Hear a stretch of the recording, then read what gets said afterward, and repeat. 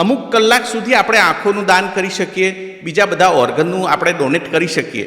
Same પુરુષ મર્યા પછી પણ એના ટેસ્ટિસમાંથી 6 કલાક સુધી આપણે સ્પર્મ લઈ શકીએ. તો સર આ સિચ્યુએશનથી બચવું હોય કોઈ બી દંપતી કે ઇનફર્ટિલિટી સુધી ના પહોંચવું હોય તો એના કયા કયા એવા રસ્તા છે? અમે સીએમઈ કરતા હોઈએ છીએ. સીએમઈમાં જનરલ પ્રેક્ટિશનરની પણ સીએમઈ હોય અને ગાયનેકોલોજીસ્ટની પણ સીએમઈ હોય. પહેલા પેશન્ટ જનરલ પ્રેક્ટિશનર પાસે જ જાય ઓબ્વિયસલી.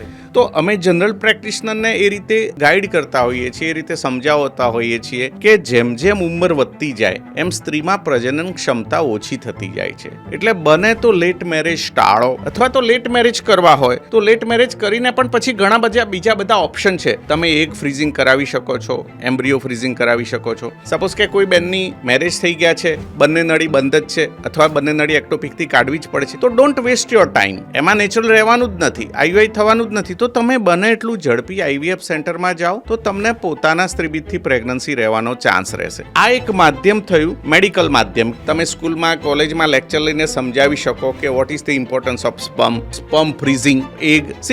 એક ગ્રાફ છે કે મેં તમને સમજાવ્યું એમ કે પુરુષમાં તો કોઈ ફરક નથી પડવાનો, જીવે ત્યાં સુધી બાપ બની શકે. અને હવે નવું લેટેસ્ટ તો શું કે છે કે જેમ આપણે મૃત્યુ પામીએ પછી અમુક કલાક સુધી આપણે આંખોનું દાન કરી શકીએ, બીજા બધા ઓર્ગનનું આપણે ડોનેટ કરી શકીએ.